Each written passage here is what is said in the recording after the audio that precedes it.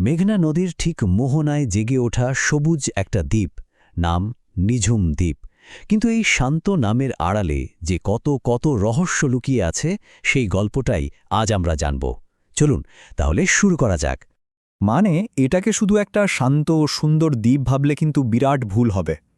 এর এই যে সৌন্দর্য, এর পেছনেই লুকিয়ে আছে এমন এক রোমাঞ্চকর আর অবাক করা ইতিহাস, যা অনেকেই জানে না। তো চলুন এই দ্বীপের রহস্যের এক একটা পরত খোলা যাক, আর শুরুটা করা যাক এর নামটা দিয়েই।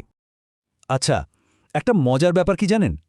এই যে নিঝুম দ্বীপ নামটা আমরা শুনি, এটা কিন্তু খুব বেশি পুরনো নয়।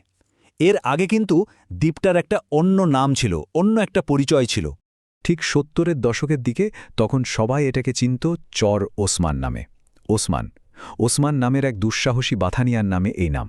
ভাবা যায় তিনিই প্রথম ব্যক্তি যিনি মহিষের পাল নিয়ে এই নির্জন চরে বসতি গড়ার সাহস দেখিয়েছিলেন।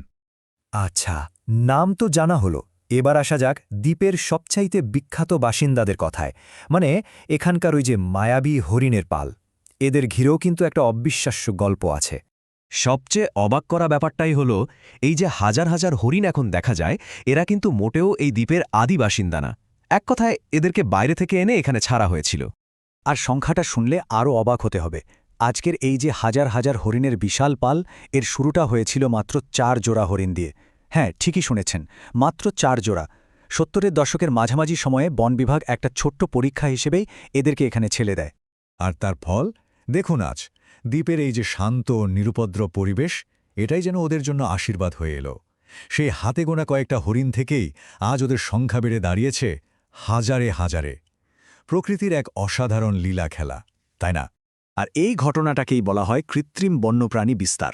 মানে মানুষের চেষ্টা যখন কোনো প্রাণীকে একটা নতুন উপযুক্ত পরিবেশে ছেড়ে দেওয়া হয় আর তারা সেখানে বংশবৃদ্ধি করে সফলভাবে টিকে যায়। নিঝুম দ্বীপের এই ঘটনাটা সত্যি বলতে সারা পৃথিবীতেই এর অন্যতম সেরা উদাহরণ। কিন্তু হরিণের এই সফলতার গল্পের বাইরেও দ্বীপটার কিন্তু আরও একটা দিক আছে। এর গভীরে এমন সব রহস্য লুকিয়ে আছে যা আজও সেখানকার প্রবীণ মানুষজনকেও ভাবিয়ে তোলে। যেমন ধরুন এই ভাসমান বনের কথা। যখন ভরা জোয়ার আসে তখন ম্যানগ্রোভ বনের ভেতরে কোমর সমান পানি ঢুকে যায়, আর তখন দূর থেকে দেখলে মনে হয় কি জানেন? মনে হয় যেন আস্ত একটা জঙ্গল পানির উপর ভেসে বেড়াচ্ছে। কি যে অপার্থিব একটা দৃশ্য!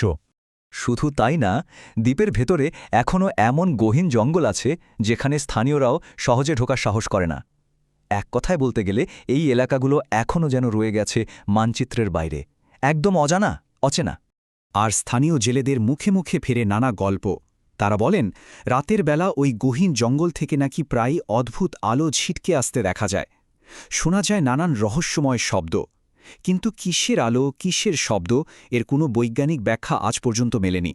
তবে এই দ্বীপের একটা অন্ধকার অধ্যায়ও কিন্তু আছে। এর এই যে চারদিক থেকে বিচ্ছিন্ন থাকা, এটাই একসময় এর জন্য ভয়ঙ্কর বিপদ ডেকে এনেছিল। যেহেতু মূল ভূখণ্ড থেকে এটা বেশ দূরে, তাই একটা দীর্ঘ সময় ধরে এই দ্বীপটা ছিল জলদস্যুদের জন্য একেবারে যাকে বলে এক নিরাপদ স্বর্গরাজ্য, একটা পারফেক্ট আস্তানা। আর স্থানীয়দের মধ্যে এখনও একটা কিংবদন্তি চালু আছে যে ওই জলদস্যুদের লুট করা বিশাল গুপ্তধন নাকি আজও এই দ্বীপের বালির নিচে কোথাও না কোথাও ঠিক লুকিয়ে আছে। তাহলে ব্যাপারটা কি দাঁড়ালো?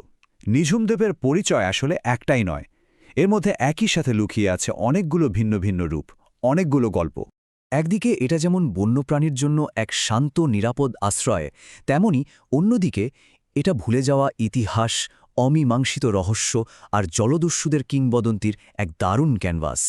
আর সব মিলিয়ে এটা প্রকৃতির টিকে থাকার এক অসাধারণ গল্প। আসলে এই শান্ত আর রহস্যময় রূপের যে দ্বৈত সত্তা, এটাই হয়তো নিঝুম দ্বীপের আসল পরিচয়। এর মায়াটাই এমন যে একবার এর অভিজ্ঞতা হলে এর নিস্তব্ধতা আর রহস্যের ডাক বারবার ফিরে আসতে বাধ্য করবে।